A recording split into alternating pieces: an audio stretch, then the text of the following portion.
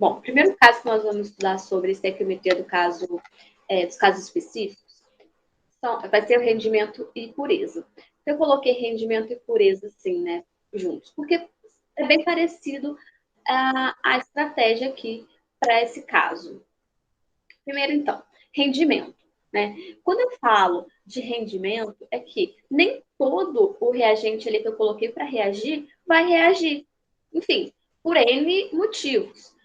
Às vezes, até mesmo pelo fato de usar aqui um recipiente, né, um espaço aberto, então eu posso perder aqui gases, por exemplo, se tiver, né, um desses beckers, por exemplo, becker A, estiver aberto aqui, então perdi massa para o meio. Logo, o rendimento que eu vou ter de produto vai ser menor. Às vezes, até mesmo quando a gente usa, né, o instrumento aqui, uma vidraria, fica resquício ali de reagente. Então, perco uma quantidade significativa de reagente, então meu rendimento vai ser mais baixo. Então, são várias coisas que influenciam o meu baixo rendimento, né, no final da reação. Daí, eu trouxe para cada caso um exemplo. Tá? Esse exemplo é um exemplo de rendimento no qual ele disse que, fazendo-se reagir 3,4 gramas de amônia com quantidade suficiente de oxigênio, segundo a reação. Então, aqui ele já me deu a reação, o primeiro passo da estequiometria, né? Sempre a reação. Segundo passo, balancear a reação.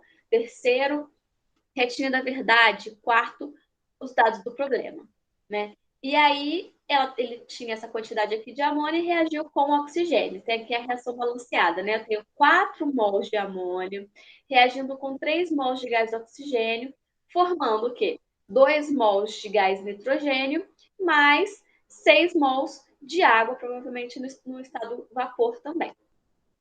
Obtiveram-se 2,1 gramas de nitrogênio gasoso aqui.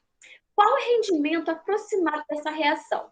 Bom, primeiro passo, retinha da verdade. Como é massa, ó, gramas, gramas e gramas, ele quer saber o rendimento, quantos por cento, né, que obteve desse nitrogênio.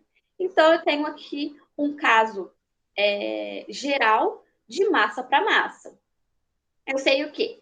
A massa da amônia, né? De 4 mols de amônia, né? Vamos lá. Nitrogênio, nem peguei na calculadora. Nitrogênio dá 14, né? Lá na tabela periódica. 4 átomos de hidrogênio, 3. Então, forma 17. 17 gramas. 17 vezes 4, muito provavelmente dê esses 68 gramas aqui. Por que vezes 4? Porque eu tenho 4 mols. 1 mol de amônia tem 17 gramas. Só que eu não tenho 1 mol, né? Eu tenho 4 mols. Então, eu preciso multiplicar esse 17 por 4. Depois, eu venho aqui, ó, e vejo a massa na tabela periódica do nitrogênio aqui, ó, N2, né? Tenho 2 átomos de nitrogênio. Então, 14 mais 14, 28. 28 vezes 2, 56 gramas. Perceberam que isso é da tabela periódica, né? Isso é a retinha da verdade. Só que aí o problema me traz o quê? Ele reagiu 68 gramas? Não. Ele reagiu o quê? 3,4 gramas. Então, 3,4 gramas, se tivesse um rendimento de 100%, quantos gramas formaria aqui de amônia? X, né? É isso que eu quero saber. Então, fazendo aqui a regrinha de 3 simples, eu encontro o valor de 2,8 gramas de nitrogênio. Beleza?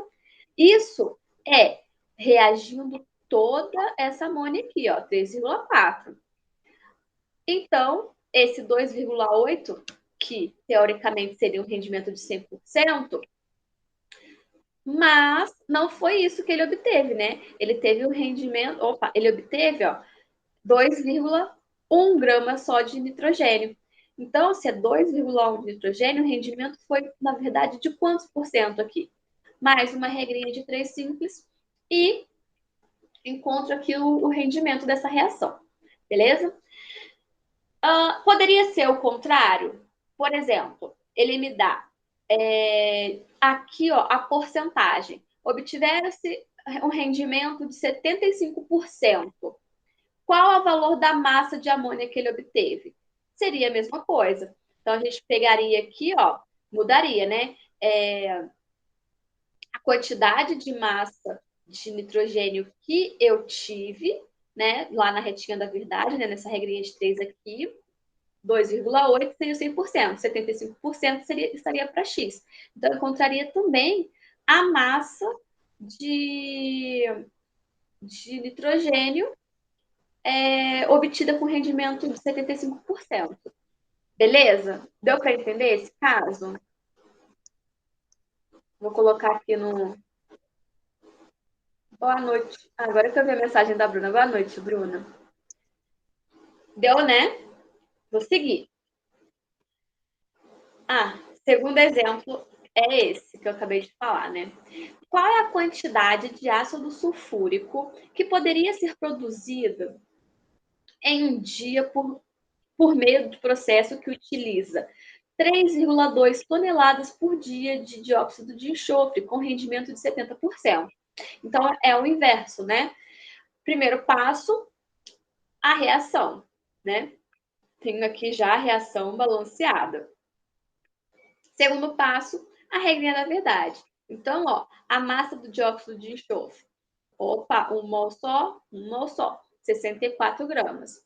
Qual é a massa do ácido sulfúrico? 98 gramas. Um mol só. Beleza. Só que tem isso. Não, né? Não, a gente precisa fazer outra coisa. Ele já me falou aqui que teve um rendimento de 70%. Então, peraí, deixa eu ver. Qual a quantidade de ácido sulfúrico poderia ser produzido em um dia?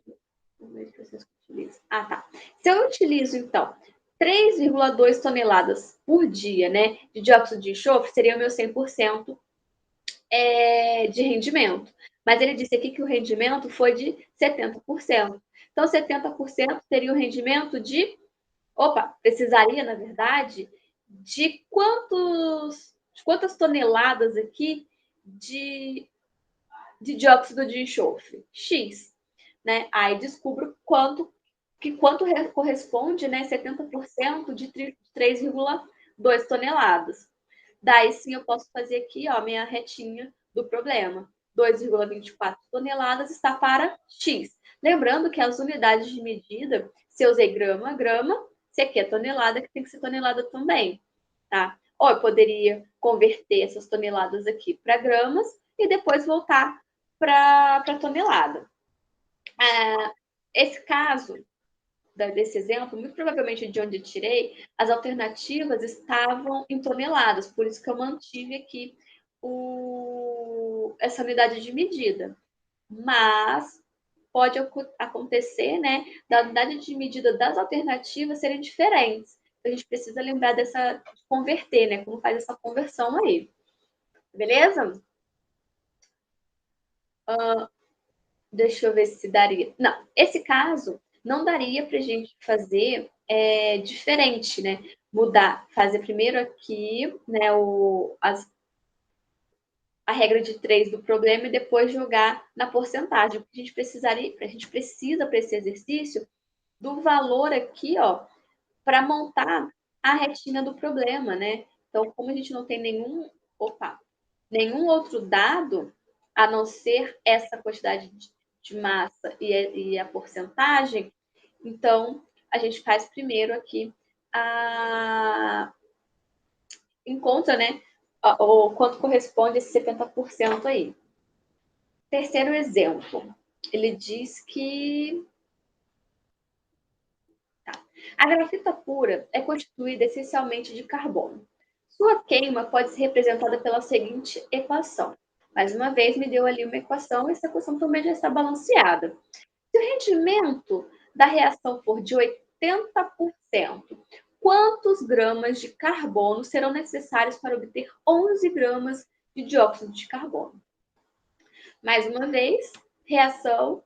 Então, 12 gramas aqui é a massa do carbono, do dióxido de carbono, 44 gramas, né? E aí ele me falou, ele perguntou quantos quantos gramas de carbono serão necessários para obter 11 gramas de dióxido de carbono. Mas, além disso, disse também que essa é uma reação que tem 80% de rendimento. Logo, deixa eu ver. Tá. Como tem só 80% de rendimento, não são esses 11. Peraí, deixa eu lembrar. Não são esses. Não é a quantidade total aqui, ó, de carbono que eu vou usar. Deixa eu melhorar isso. Deixa eu pensar melhor.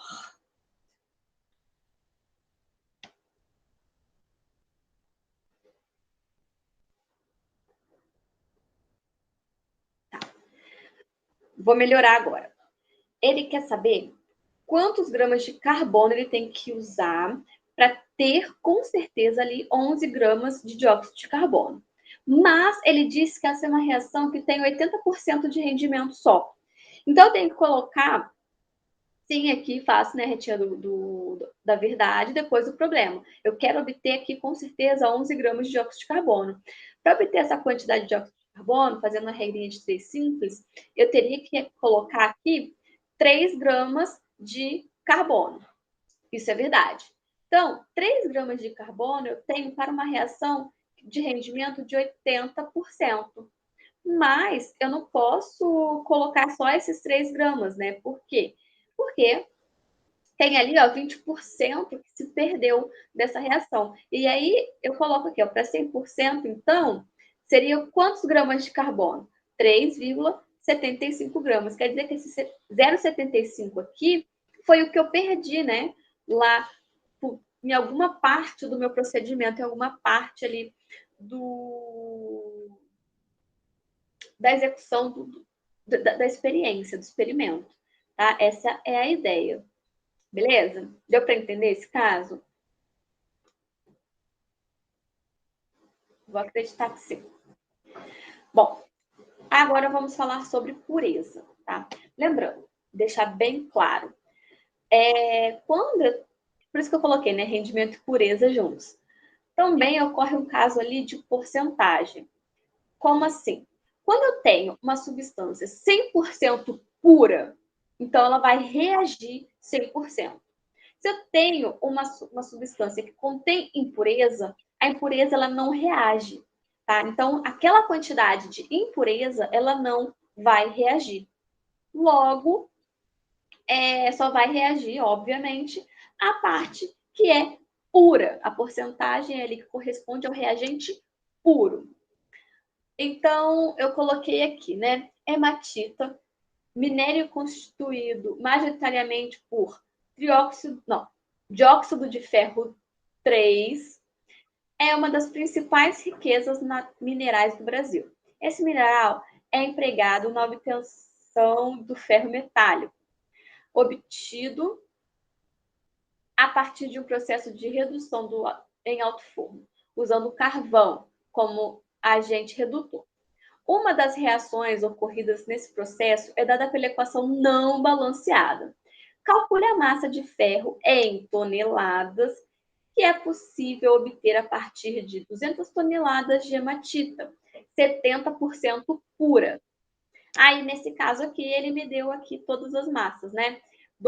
O carbono tem 12 gramas a cada 1 mol, oxigênio, para 1 mol eu tenho 16 gramas, ferro, para cada 1 mol eu tenho 56 gramas, beleza? Então, o primeiro passo para esse exercício aqui, ó, ele disse que a equação não está balanceada, então eu preciso balancear. Como que eu faço balanceamento dessa reação? Mesma quantidade de substâncias, né, que eu tenho aqui, ó, de elementos que eu tenho do lado dos reagentes, eu tenho que ter também do lado dos produtos. Então, se aqui eu tenho 2 átomos de ferro, aqui eu tenho que ter 2 átomos de ferro também.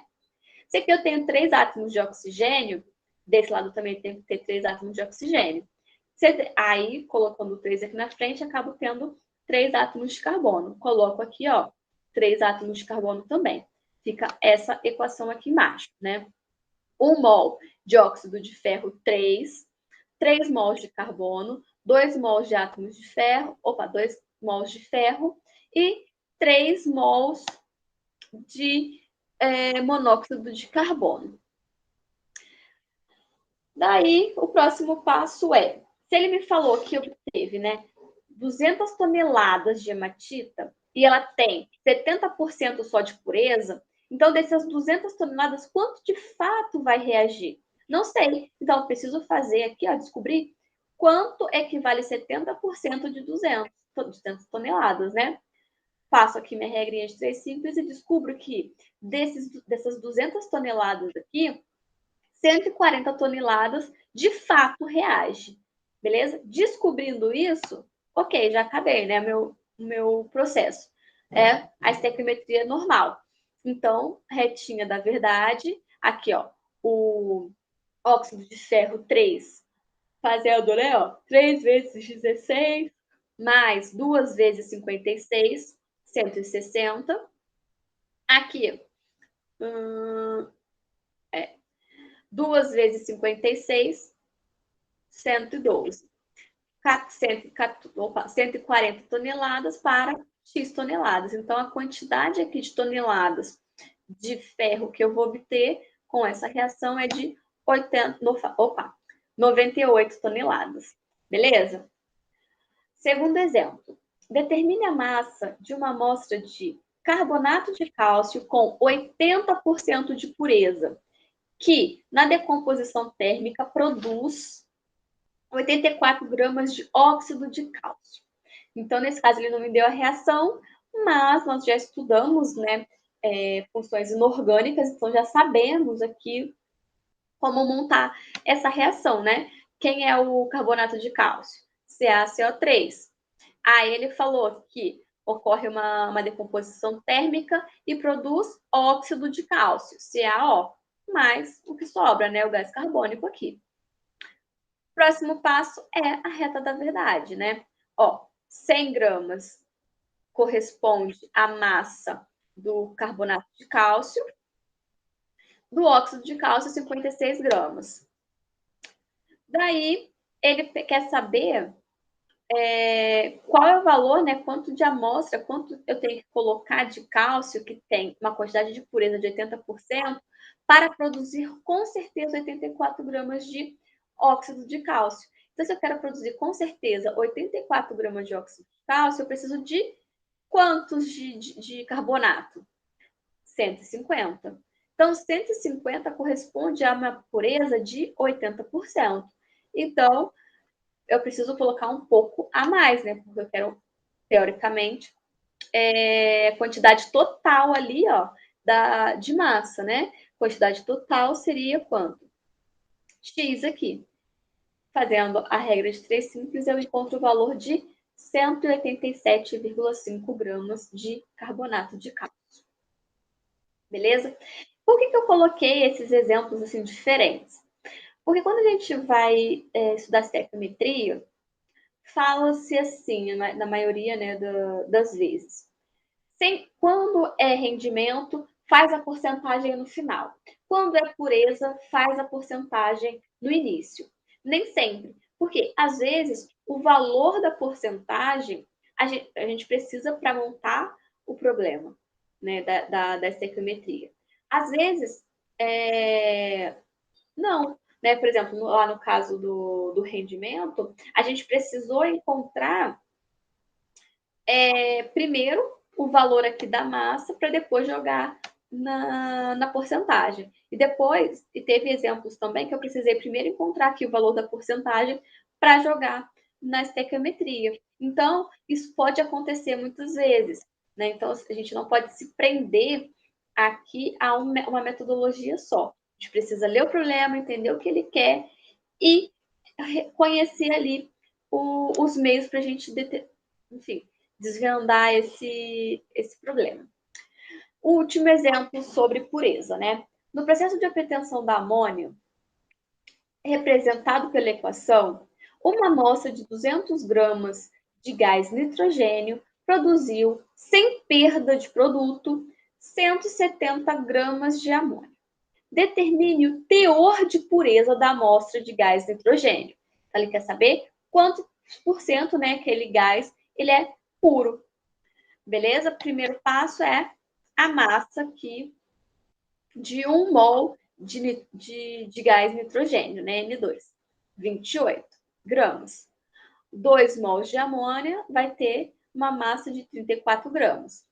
Aí ele falou que obteve ali um produto de 170 gramas de amônia. 170, beleza. Daí aqui, ó, quanto equivale da massa de nitrogênio? X. Então, ó, 140 gramas de nitrogênio. Quanto que vale, então, essa quantidade em porcentagem? Porque se ele, de fato, né, lá na amostra dele, ele utilizou, para montar essa reação, ele utilizou 200 gramas de nitrogênio, mas com o valor de amônia que ele obteve, de fato, desse nitrogênio que foi usado, né, que foi utilizado de fato aqui para a reação, foi 140 gramas. Então, qual é ali a porcentagem desses 140? Quantos por cento essa amônia, não, perdão, esse nitrogênio, ele é puro, né? Então, faço aqui, de novo, minha porcentagem. 200 gramas é o meu 100%. 140 equivale a quantos por cento? Aqui, 70, no caso. Beleza? E esse é o último, se eu não me engano. Sim. Não. Penúltimo. Penúltimo caso de estequiometria, né? Tem reações consecutivas, né? Reações consecutivas, ela é bem tranquila. O reagente, excesso e limitante é mais chatinho de entender. Mas vamos lá. O que a gente fala sobre reagente em excesso e reagente limitante, né? Reagente em excesso é aquele realmente que está em excesso, que está sobrando, que não vai ser utilizado. E o limitante é o que vai limitar a minha reação química. Por quê? Eu trouxe aqui o exemplo da reação de formação da amônia, né? Então, eu tenho 1 mol de gás nitrogênio aqui, representado pelas bolinhas maiores e azuis, 3 mols de gás hidrogênio, aqui representado pelas bolinhas menores, na cor branca. Então, essa é a proporção ideal, né? 1 mol para 3, formando aqui, ó, exatamente 2 mols de amônia. Né? Então, aqui também representado, ó, nitrogênio, as bolinhas maiores, né? Azuis, e aqui, ó, as 3, as 6.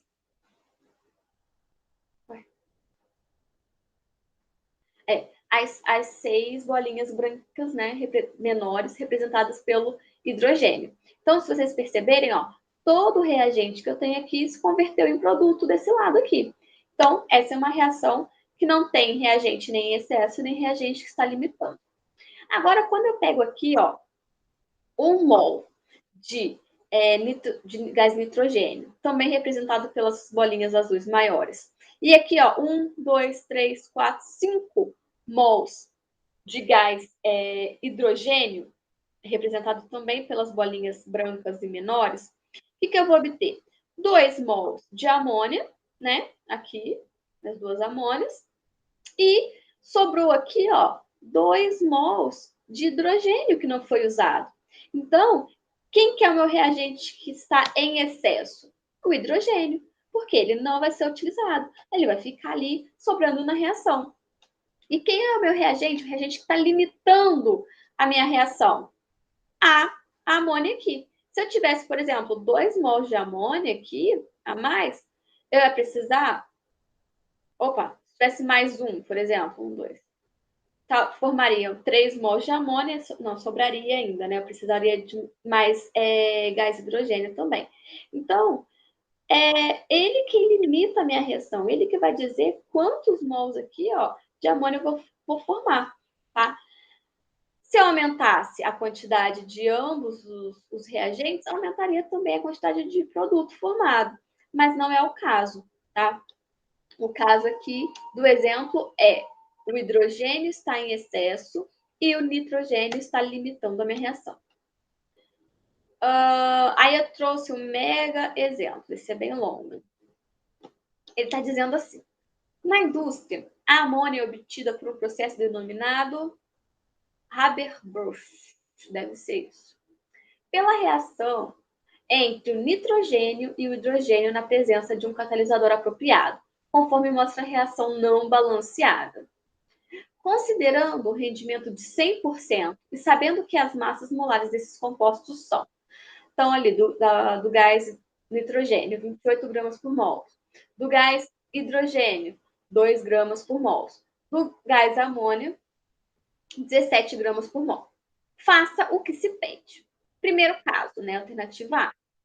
Calcule a massa de amônia produzida pela reação de 7 gramas de nitrogênio com 3 gramas de hidrogênio. Então, o primeiro passo aqui é fazer o balanceamento, né? Fiz o balanceamento, tenho isso daqui, ó. 1 mol de nitrogênio para 3 mols de hidrogênio, formando 2 mols de amônio. Faço aqui também a retinha da verdade. A massa de gás nitrogênio, a massa de 2 mols de amônio. Espera aí, rapidinho. Pode entrar, mãe. Acordou, né? Segura ele um pouquinho, já tô indo. Ele vai despertar. Não tem problema fazer. Meu bebê que acordou, gente. Mas vai dar tempo. A gente vai conseguir. Voltando. Fiz a reação, coloquei aqui, né, as massas correspondentes a cada um dos ao reagente, né, nitrogênio, ao reagente amônio. Só que a grande diferença aqui da questão de reagente em excesso limitante é que ele me fornece a massa dos 2 reagentes, se vocês pararem para perceber. Olha, ele me dá no problema a massa do nitrogênio, que é 7 gramas, e a massa do hidrogênio, que é 3 gramas.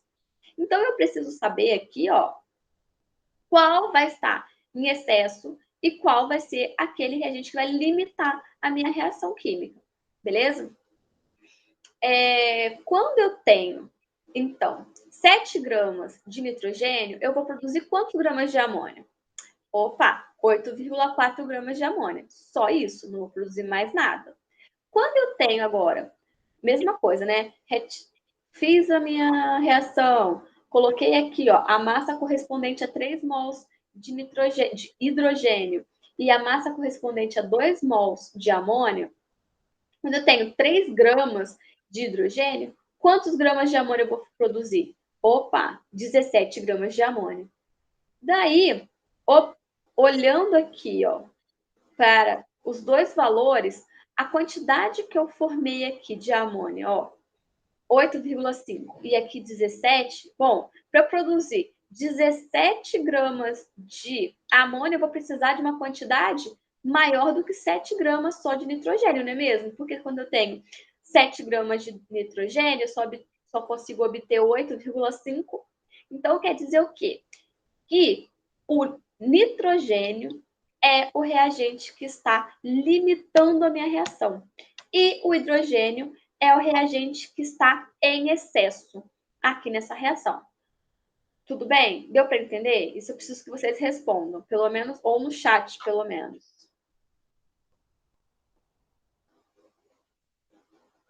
Tem gente aí ainda?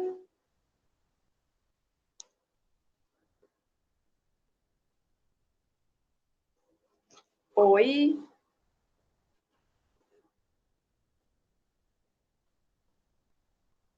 Obrigada. Nossa, show. Então, o reagente que limita a minha reação sempre vai ser aquele em que o resultado, né, final dê o menor valor. Deu o menor valor, ele é o reagente que está limitando. O maior valor é o reagente que está em excesso, beleza? A alternativa B diz assim: nas condições descritas no item A, existe reagente em excesso? Sim, existe, que é o hidrogênio, nós vimos isso. Se existir, qual é a massa em excesso desse reagente? Vamos descobrir. Ó, eu sei que eu não posso, com essa mistura aqui de 7 gramas de nitrogênio e 3 gramas de hidrogênio, eu não vou obter nada mais, nenhum grama a mais do que 8,5 gramas de amônio. Beleza? Então, eu faço aqui, ó, Já sei, né, que o hidrogênio é o que está em excesso, então eu vou para a solução de B, eu vou precisar o quê? De 6 gramas de hidrogênio produz 34 gramas de amônio. Como eu vou produzir com essa mistura de 7 para 3, só 8,5 gramas de amônia, então quanto de fato aqui, ó, de hidrogênio eu vou precisar para ocorrer essa reação? Opa, 1,5 gramas aqui, de acordo com a regra de 3 simples. Logo, o que não vai reagir, o que vai ficar sem reagir é a metade, né? Se a gente parar para pensar, né? Porque se ele colocou ali, olhando o meu anunciado, 3 gramas de hidrogênio e 1,5 vai reagir, então 1,5 também não irá reagir para essa reação. Último caso da estequiometria dos casos específicos é as reações consecutivas. Então, eu já vou deixar aqui, né, de antemão, dizendo que nem toda, na verdade, a maioria das reações químicas ocorrem de maneira não elementar. E o que isso significa? O que seria uma reação química não elementar? É aquela que ocorre em várias etapas, né? Então, assim, uma reação química que ocorre em uma etapa só e que é rara, bem difícil acontecer, é uma reação química elementar. Uma reação não elementar ocorre em várias etapas. Como esse caso aqui, né? Eu tenho aqui a produção do ácido sulfúrico, né? O ácido sulfúrico, aqui, até obter ele, eu preciso de outras reações. Então, o enxofre reage com oxigênio, formando dióxido de enxofre. Dióxido de enxofre também reage com oxigênio, formando trióxido de enxofre. Daí, esse trióxido de enxofre reage com água e forma aqui o nosso ácido. Beleza? E aí, o que eu faço com tudo isso? Eu preciso encontrar, a partir dessas reações aqui, uma reação global. E aí, o que eu imagino? Todas essas reações químicas aqui como se fosse um sistema matemático, né? Então, se é um sistema matemático, as setas aqui, imagine que seja sinais de igual, né? Então, aqui igual, igual, igual. Quando eu tenho incógnitas, né, iguais, de lados opostos do meu sinal de igual, eu não posso cancelar. Ó, por exemplo, SO2, SO2. Então, eu cancelo. SO3, SO3. Então, eu cancelo. E tudo que eu tenho aqui, ó, do lado dos reagentes, eu copio. Tudo que eu tenho aqui do lado dos produtos, eu copio. Perceberam isso? O que é cancelar? É cortar mesmo, sabe? É tirar da equação. Então, eu imagino todas esses três aqui reações, né? Como se fossem equações de um sistema. Incógnitas, né? Ou substâncias iguais, eu cancelo aqui. Beleza? E somo o que sobra, obtendo uma reação aqui global. E aí, acho que esse é o último exemplo, sobre reações consecutivas, né? Ele diz assim, em 2,8 kg de dióxido de cálcio, também conhecido como cal virgem, foi adicionada água, formando hidróxido de cálcio, usado para pintar uma parede. Após sua aplicação, transformou-se em uma dura camada, pela reação química com o gás carbônico existente no ar, formando carbonato de cálcio. A massa de sal obtida é aproximadamente... Então, nesse caso, nesse exercício, ele não nos dá aqui as reações. A gente precisa, a partir do enunciado, montar a reação, né, de cada passo. Então, a primeira reação é colocar o dióxido de cálcio reagindo com a água, logo vai formar o hidróxido de cálcio. Pega esse hidróxido de cálcio e reage com dióxido de carbono. Aí forma o sal que ele quer, que é o carbonato de cálcio, e forma aqui a água. Ó, cancelo os termos semelhantes, ó, água com água, hidróxido de cálcio, hidróxido de cálcio. Obtenho aqui, ó, uma reação global, que é o óxido de cálcio com o dióxido de carbono, formando o carbonato de cálcio. Beleza? Agora sim, eu monto a minha estequiometria. Então, de acordo lá com a massa molar, 56 gramas, né, corresponde aqui à massa do óxido de cálcio, 100 gramas corresponde à massa do carbonato de cálcio. Mas, de acordo aqui com o meu enunciado, ele utilizou 2,8 quilos de óxido de cálcio. Então, qual é a massa aqui, ó, do carbonato de cálcio que eu vou produzir? Então, a 56 está para 100. E 2,8 quilos está para quantos quilos? X. Obtive aqui o valor de 5 quilos de carbonato de cálcio. Beleza? Esse é o caso que eu trouxe para a gente estudar hoje. Quero saber se tem dúvidas.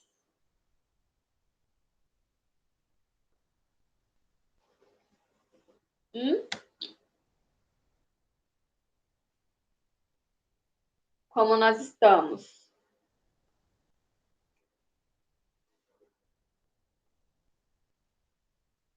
Obrigada. Achou. Gente, eu vou finalizar agora, porque meu bebezinho acordou, minha mãe tá lá enrolando ele, eu tô ouvindo ele chorar daqui. Mas vou deixar aqui, na verdade, vou mandar lá no grupo para vocês de novo a apostila de exercícios. Então, esse tempo que nós teríamos aula, que eu ia falar sobre os gases, estudem, façam os exercícios, é muito importante, gente, muito. Estequiometria é exercício. E daqui para frente, todos os conteúdos que a gente estudar vai envolver estequiometria. Então, vai ter estequiometria nas soluções, vai ter estequiometria em todas as partes agora. Então, é importante a gente treinar. Leitura, lógico, e montar reação, relembrar as funções inorgânicas que nós já estudamos, né? Porque em alguns casos o problema ele não te dá a reação, então a gente precisa montar a reação, a gente tem que relembrar o balanceamento, então faça os exercícios, tá bem? Eu vou interromper aqui já a